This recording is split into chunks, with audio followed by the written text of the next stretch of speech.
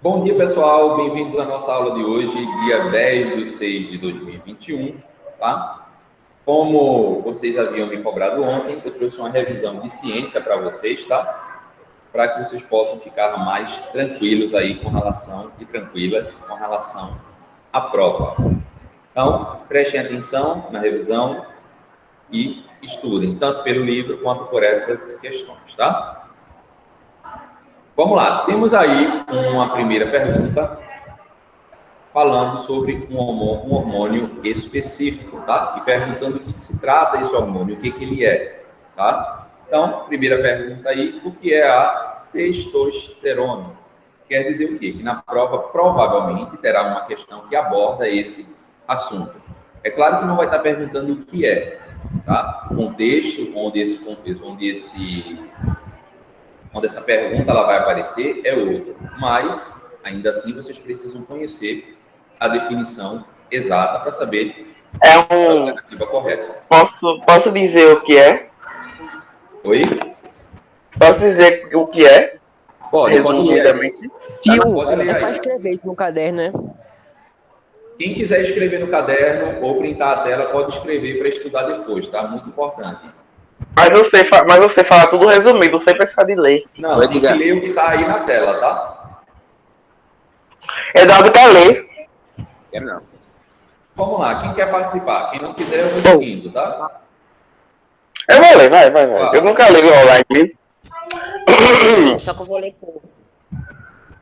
A testosterona é o principal hormônio masculino, sendo responsável por características como crescimento da barba, engrossamento da voz, aumento da massa masculina, além de estimular a produção de espermatozoides, sendo diretamente relacionada com a fertilidade masculina. Além disso, a testosterona também está presente nas mulheres, mas em menor quantidade. Ou seja, observem aí que apenas por uma ação hormonal, o corpo masculino ele vai passar por diferentes transformações e também vai ocorrer aquilo que a gente havia comentado quando a gente tinha visto um pouco do assunto na aula de ontem, sobre a preparação do organismo, tá? Para que ele se torne, o seu corpo ele torne possível de se reproduzir, tá? Então, definição aí tá bem clara. Tio, Oi. abaixa um pouquinho aí essa questão, por favor, para poder printar a segunda questão também, por favor. Olha aí. Pronto, faça um breve resumo do ciclo menstrual. Então, quer dizer o quê? Na prova, provavelmente, vai estar falando sobre essa questão. Claramente. Oi? E aí vocês precisam também saber algumas informações sobre esse ciclo, como é que ele funciona, o que ele acontece, tá? O livro todinho, desde o início do livro, a gente está estudando sobre isso. Essa prova vai ser a mais fácil. Acho que provavelmente vai. Podem ter certeza que a maioria... Eu só vou estudar pouco, porque a maioria das coisas eu sei. Exato. Eu também. Vamos lá. O ciclo menstrual geralmente dura cerca de 28 dias e é dividido em 3 fases, de acordo com as alterações hormonais que ocorrem no corpo da mulher durante o mês. A menstruação representa os anos férteis da vida da mulher, que se inicia na adolescência e duram até a menopausa. Então, esse é um indicativo do organismo do corpo feminino, tá? Que vai indicar a questão da fertilidade, ok? Próximo ponto aí. Quando a fecundação acontece, vamos lá. E aí é um ponto que eu vou chamar a atenção de vocês sobre a atuação de 2 hormônios aí, tá? Esses que estão destacados aí com a cor mais escura. Por quê? Há um papel desses 2 hormônios quando ocorre a fecundação, ou seja, quando a mulher engravida, ou então quando isso não acontece, tá? Então vamos lá. Quando a fecundação não acontece, o folículo vai encolhendo dentro do ovário e por isso os níveis de estrogênio e progesterona vão diminuindo, tá? Porque o corpo entende que não é necessário aumentar os níveis desses hormônios. até que o revestimento do útero seja eliminado, dando início à menstruação e ao próximo ciclo menstrual. Só que aí a coisa muda, né? Quando a fecundação ela passa a existir, tá? Já se existir a fecundação, o óvulo fica grudado nas paredes do útero e o corpo começa a produzir HCG, um hormônio que mantém o folículo produzindo estrogênio e progesterona em níveis elevados para manter o revestimento do útero até a formação da placenta, tá? É claro que aí tem algumas informações a mais da questão da reprodução que não necessariamente vocês precisam saber, tá? Para a prova, tá? Mas fiquem atentos aí à atuação desses hormônios quando há o período de fecundação e quando não há. Acho que é importante vocês saberem se eles aumentam ou se ele diminui em cada situação, tá? Vamos lá, aí, e todo mundo conseguiu pegar a número 2 e a número 3, a número 1 e a número 2? Vocês podem para estudar depois, tá? Fica mais fácil. Porque escrever realmente não vai dar tempo. E aí vocês podem só fazer um print de tela. Vamos lá, passando aí para a questão número 3.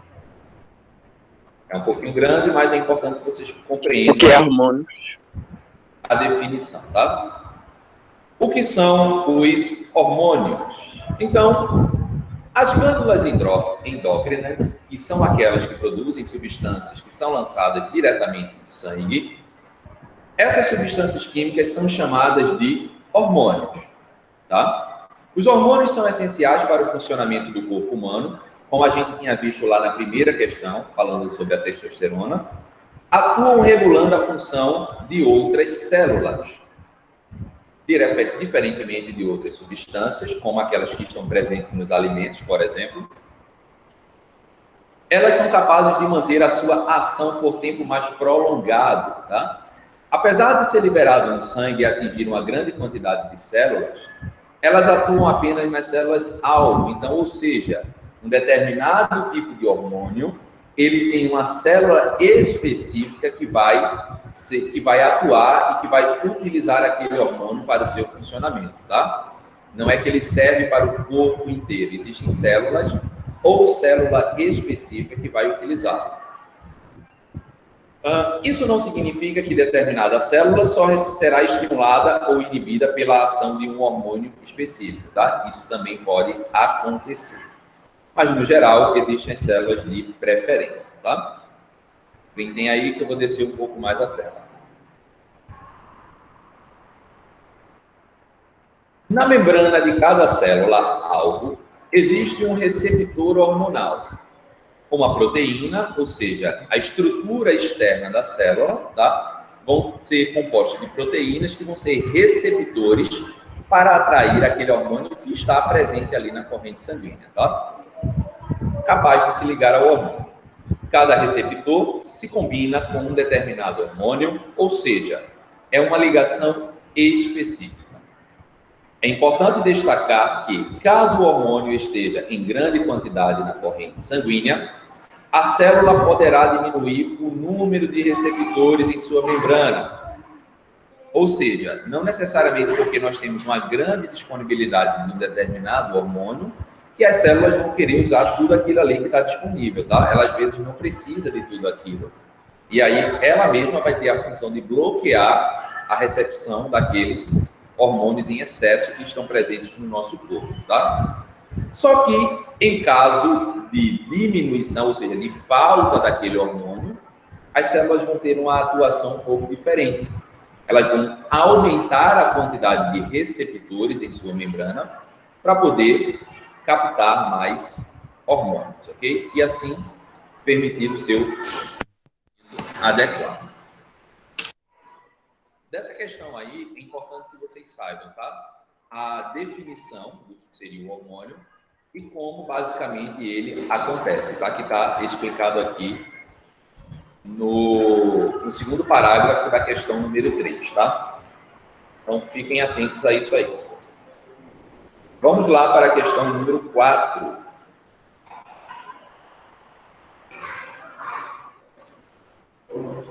Quais são as etapas da fecundação?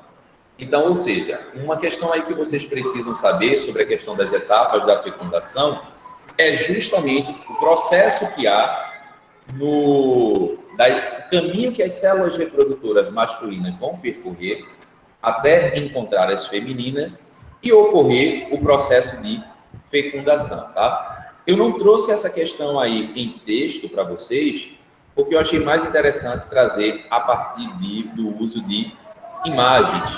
Eu acredito que fica mais legal para que vocês possam compreender cada uma das etapas, tá? Eu vou colocar aqui na tela e vou destacando, vou ver se eu consigo fazer um ponto no meio. E aí, depois que eu terminar de marcar aqui na tela, eu deixo vocês tirarem um print para observar aí o passo a passo, tá? Então, primeiro aqui, representação dos órgãos reprodutores, masculino e feminino, do sistema reprodutor, masculino e feminino. Na primeira imagem, aí nós vamos começar com essa estrutura aqui, ó. Deixa eu só ver como é que eu vou marcar aqui para vocês, tá? Deixa eu pegar uma forma aqui para ir ajudando vocês. Então, vamos lá. Ó, iniciamos aqui, então, o processo, tá? Quais as etapas da fecundação? Ou seja, aonde as células reprodutoras masculinas estão armazenadas. Deixa eu só dar um destaque aqui, tá?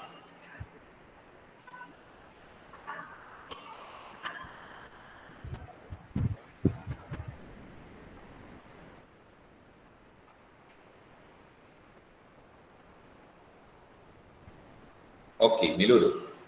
Então, iniciamos aqui com o testículo, ok? Deixa eu só mudar aqui essa forma.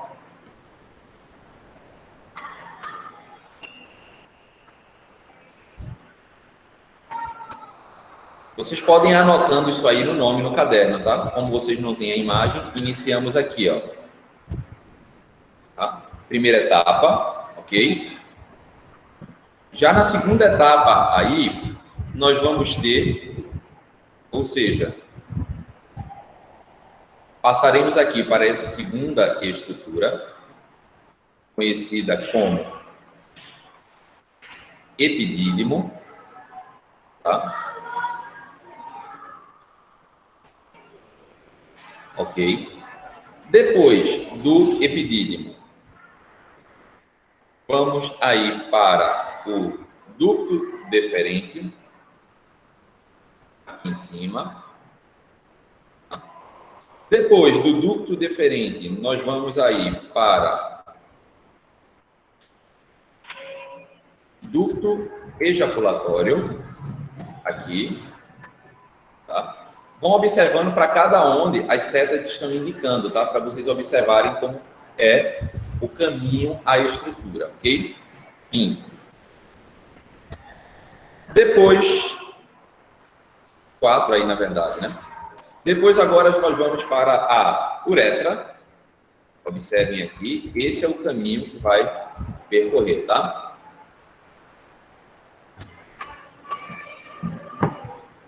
Ok. E aí finalizamos aí no aparelho reprodutor masculino, ok? Essas são as etapas. Nesse outro caso aqui, para responder a essa questão,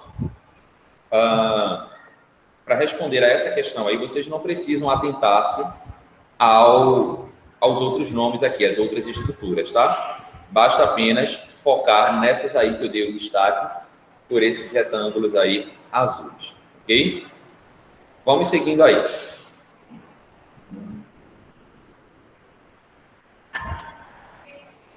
Saindo então aí da uretra, nós vamos para outra estrutura, aparelho reprodutor feminino, como vocês estão observando aí, tá? Nós vamos para o número 4, aqui embaixo, ó. Descer aqui com o quadradinho.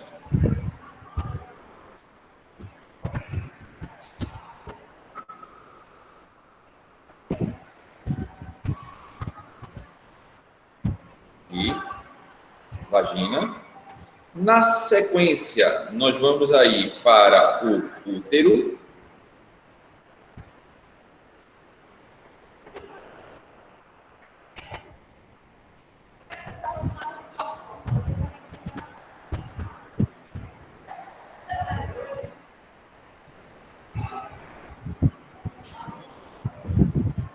E por último, nós fechamos aí, justamente onde vai estar presente o óvulo, que é justamente na tuba uterina, tá?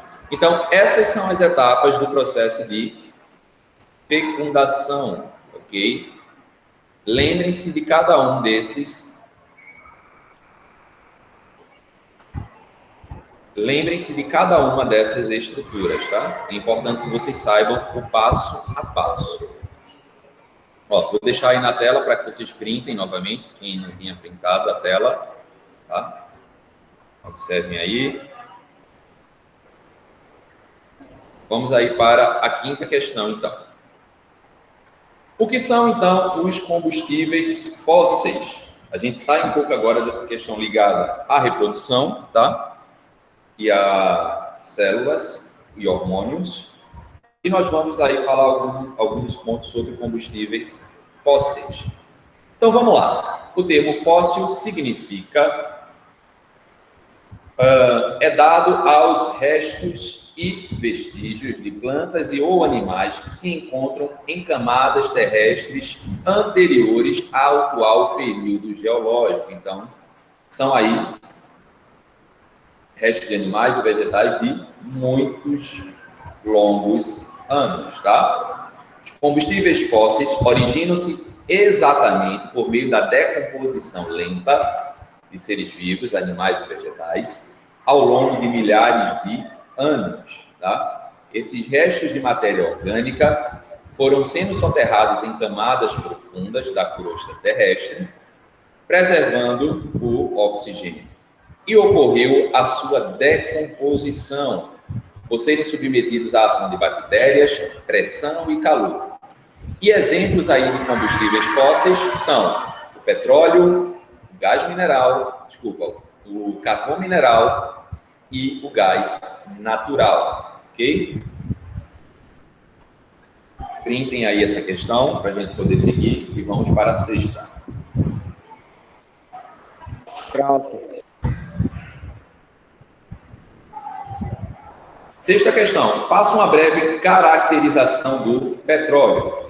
O petróleo é um líquido escuro composto por uma mistura complexa de hidrocarbonetos, além de pequena quantidade de compostos orgânicos que contêm enxofre, nitrogênio e oxigênio, tá? Essa é uma definição bastante simples e bastante direta, mas é necessário que vocês prestem bastante atenção nela, tá? Vou deixar aí metade da tela aparecendo com a outra resposta.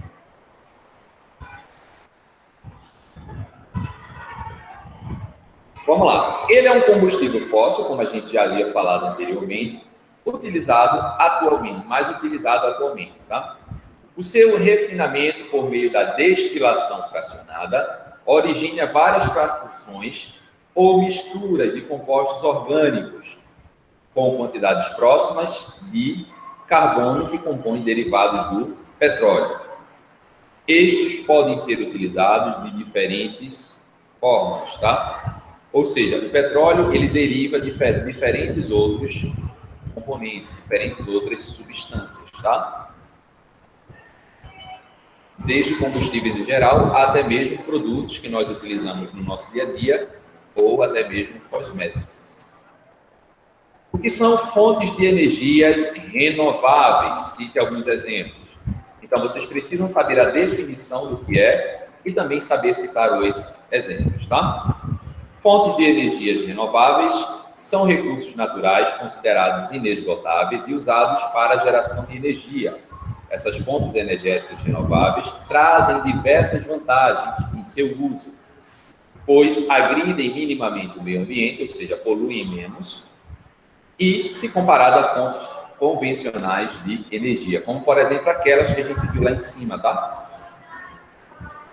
Exemplos de fontes de energia renováveis são a luz do sol, energia solar, ventos, energia eólica, água, energia hídrica, as marés, energia maremotriz, ou seja, o aumento e a baixa da maré podem ser utilizadas para a geração de energia, as ondas do mar, ou seja, energia ondomotriz, o calor da terra, energia geotérmica, e a biomassa como combustível. Biomassa são, por exemplo, restos vegetais que podem ser utilizados como fontes de energia. Tá?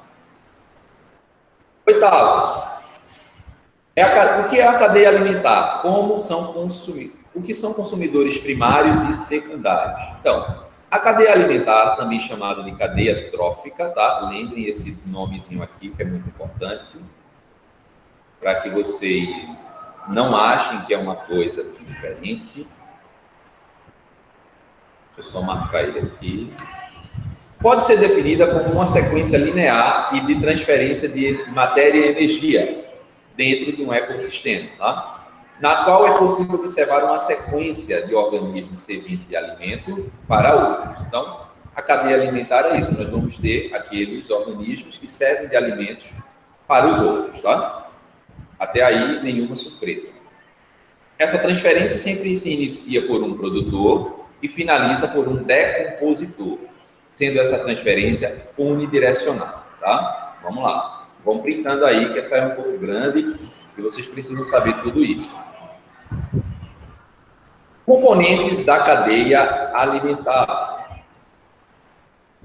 Então, aí, as cadeias alimentares são compostas por organismos que podem ser enquadrados em 3 categorias. Temos aí os organismos produtores, organismos capazes de produzir seu alimento, ou seja, seres autotróficos. Eles são sempre encontrados no início da cadeia alimentar, ou seja, eles são base da cadeia alimentar, tá? E normalmente são representados por organismos fotossintetizantes, como, por exemplo, as algas e as plantas, e aí servem de alimentos para todas as estruturas, ou a maioria, que estão acima deles na cadeia alimentar, ok? Temos aí os consumidores, organismos que necessitam alimentar-se de outros organismos, ou seja, seres heterotróficos. Os consumidores podem ser classificados em consumidores primários, secundários e terciários. Os consumidores primários são aqueles que alimentam-se de produtores, tá? Olha lá em cima, enquanto os secundários alimentam-se dos primários, tá? Os terciários alimentam-se dos secundários e assim por diante, tá? Observe que essa estrutura da cadeia alimentar, ela tem uma única direção, tá? Decompositores, organismos que realizam a decomposição, processo em que esses seres retiram da matéria orgânica morta a energia necessária para a sua sobrevivência, tá? Como, por exemplo, aí, organismos que são característicos como os decompositores. E a partir do momento que eles estão realizando a decomposição da matéria orgânica, a gente pode dizer que são os fungos, por exemplo, e as bactérias. É importante destacar que os organismos decompositores atuam em todos os seres vivos da cadeia e, por isso, muitas vezes, não são representados na cadeia alimentar. É óbvio, né? Quando a gente pensa, então, fungos e bactérias, seres decompositores que precisam de matéria orgânica para sobreviver, então, consequentemente, em toda a estrutura da cadeia, eles podem atuar, porque todos os outros passam por processos de decomposição, ok? Então, pessoal, é isso. Fechamos aí com 8 questões. Por quê? Essas 8 questões, elas servem para que vocês respondam todas as questões da prova, tá? É suficiente. Então, lembrando, leiam uma única vez o livro, peguem essas questões e estudem diretamente por elas, tá?